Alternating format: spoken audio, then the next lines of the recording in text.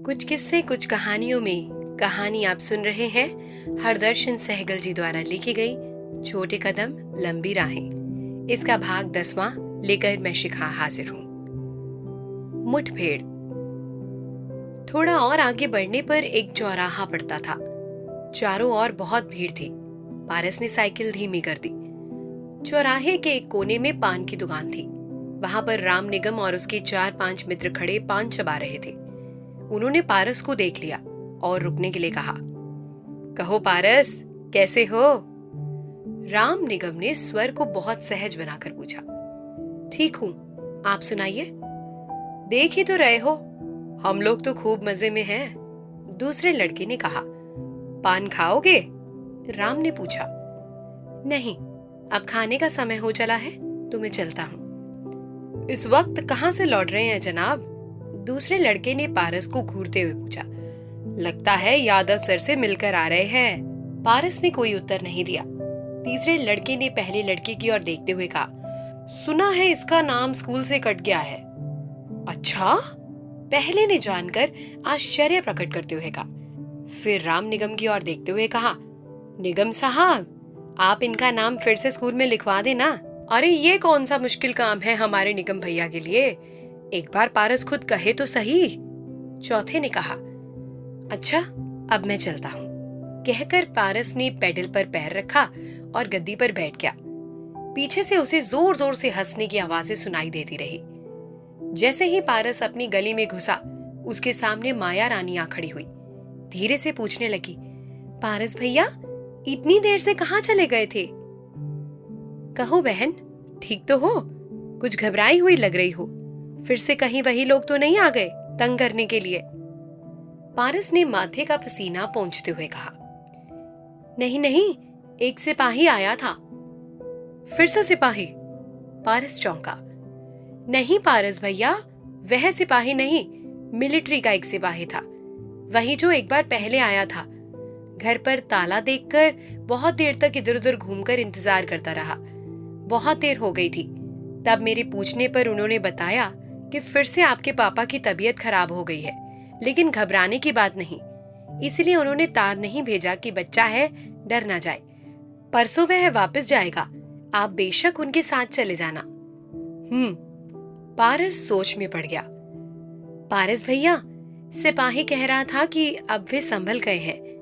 पारस चुप रहा तो माया रानी फिर बोली, सुनो पारस भैया, चिंता मत करना, कहो तो मैं भी आपके साथ चलूं? नहीं नहीं, ऐसी कोई बात नहीं है बहन, मैं कल सुबह की गाड़ी से अकेला ही चला जाऊंगा। वह सिपाही परसों आए तो बता देना। अब तुम भी आराम करो। कहता हुआ पारस अपने घर चला गया। रात के करीब 8 बज रहे थे। ठंड बहुत बढ़ गई थी। चारों ओर पूरी तरीके से खामोशी छाई हुई थी। आसपास के सारे पेड़ तन कर खड़े थे, जैसे चुपचाप ठंड से मुकाबला कर रहे हों। पारस सुनसान रास्ते को चीरता हुआ बड़ी तेजी से आगे बढ़ता जा रहा था।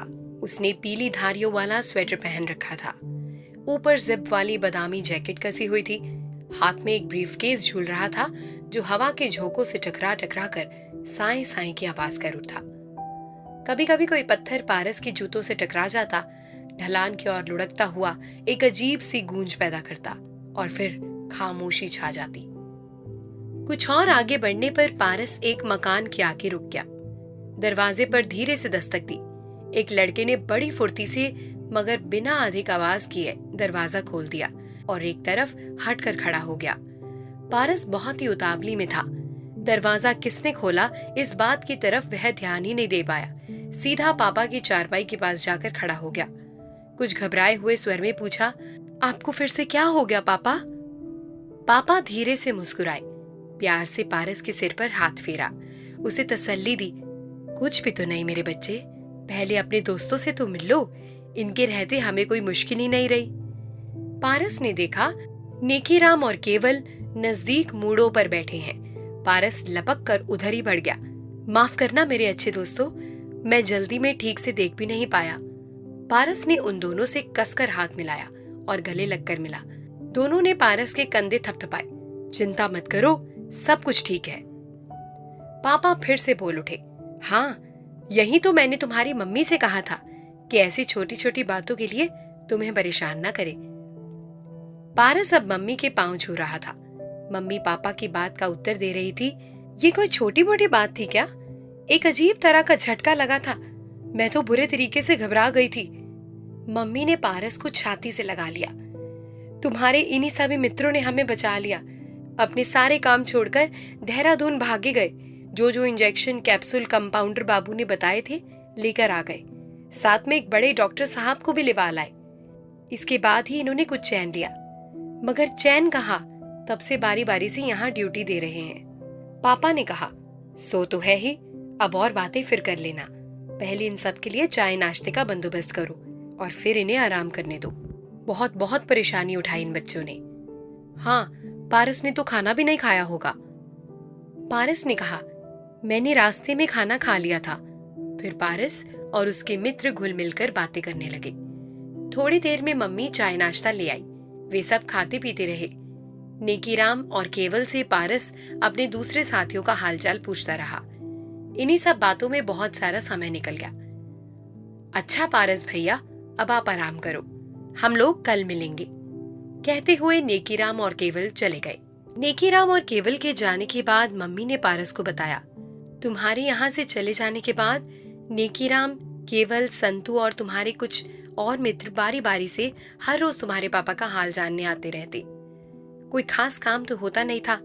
सच बताऊं तो मैं थोड़े रूखेपन से बाहर से इन लोगों से बात करके इनको वापस भेज देती थी।